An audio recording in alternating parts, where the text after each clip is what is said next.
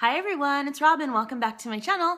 So I have been asked by a couple of my viewers to do the British tag. So I just found the questions online. I've got my laptop right there and I'm gonna go ahead and bust through this as quickly as possible. How many cups of tea do you have a day and how many sugars? I am not your typical tea addict. I'll drink it, I like it. The colder it gets, the more I drink. The longer I'm at home, the more I'll drink. So my answer is anywhere between 0 and 5 cups a day. How many sugars? Generally, if I'm making it here at home, none. Always milk, though I can't drink tea without milk. Question 2, my favorite part of a roast. A Sunday roast, which is gonna be like a full, Americans think of like a Thanksgiving dinner, but instead of turkey, although turkey can be served, think like just a big roast beef or a leg of lamb or a pork roast or something like that. So we do something similar to that every single Sunday. Big piece of meat, couple kinds of potatoes, 4 or 5 different veg, at least I do, all of the things. My favorite part, wow, you know what? I would say that the roast potato and the Brussels sprout are going to come in at a tie. So the Brussels sprout, roast potato, ooh, I don't know. I like them both. Number 3, my favorite dunking biscuit. Do not be foul. You do not dunk biscuits. I don't, at least. I think all that happens is you end up with crap floating around in your tea or your milk. And bleh. But if you were to hand me a cup of tea or coffee or milk with the sole purpose of this is your little mug to dunk things in, I would like to dunk a chocolate hobnob, please. Thank you very much. Number 4, my favorite quintessentially British pastime. Moaning about the weather. We love to complain about the weather here. We know it's gonna rain for, probably 6 months straight, but that will not stop, and I say us because I live here, that will not stop us from talking about it ad nauseum. Number 5, favorite word, favorite British word.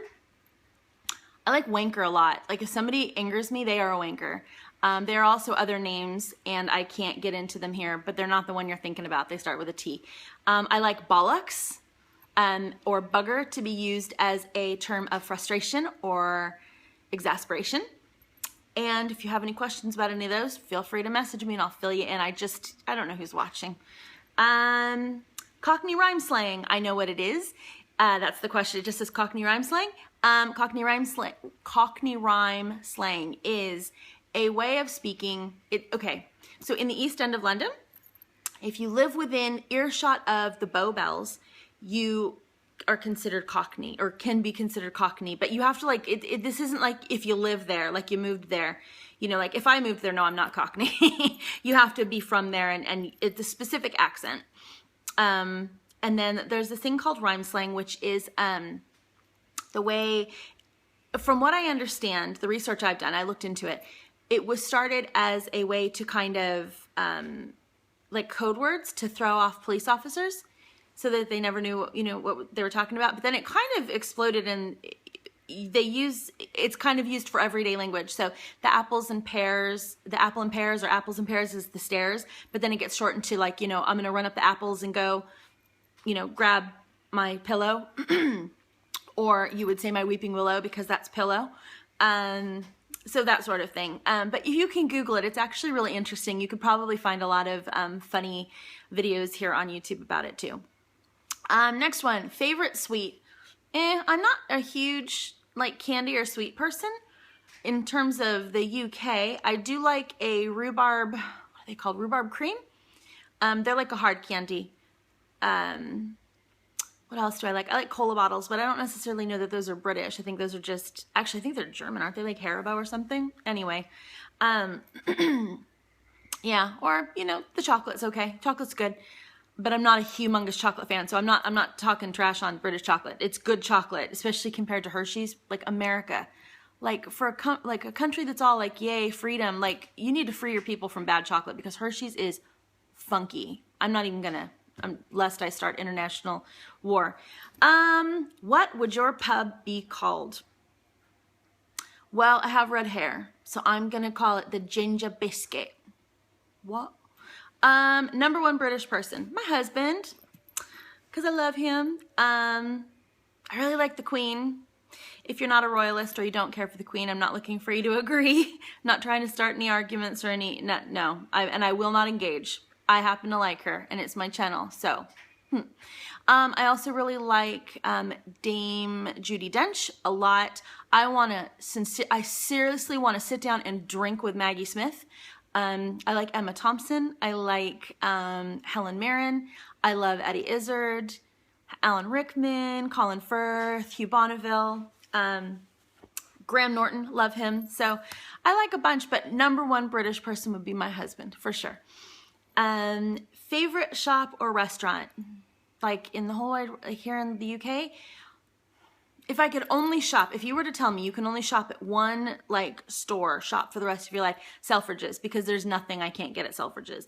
I know a lot of people, they would lean towards Harrods, and I understand why you would do Harrods. I just don't personally care for Harrods. You know, I don't dislike it. I just prefer Selfridges.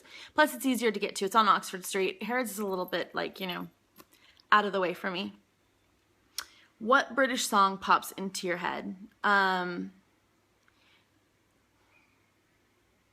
Okay. Tub Thumping by Chumbawamba. That song was absolutely enormous. Enormous when my husband and I met. And I don't know what it was about that song, but I listened to it all the damn time. To the point where, had we not just been dating and we weren't still, you know, trying to be polite to each other, I'm sure Paul would have been woman enough. So Tub Thumping by Chumbawamba. Number 12, Marmite. It's just a question. Marmite? No. No thanks. And I can already hear you. I can hear you all right now. You're like, but no. Not on my toast. There's no way that you can put Marmite on my buttered toast that's going to make it delicious. For those of you who don't know what Marmite tastes like, it is, I don't even know how to describe it, except that it's extremely salty and yeasty and manky. It's just gross. I don't like it at all. Although, in the interest of fairness, I will say that if you are making like a beef stew, or you're making like a gravy, a little splurge of like a little of Marmite in it will definitely help deepen the flavor and give it sort of a quality, like a richness. But but keep it away from my bread. Like, we can coexist happily in this home as long as the jar of Marmite stays far, far away from my toast in the morning. Otherwise, it's on. So, that's it. Those are all the questions. I am going to tag Bee Rachael because I do not believe she's been tagged, and I'm pretty sure she hasn't done it. So, Bee, you're on. I'll talk with you all soon. Take care. Bye-bye.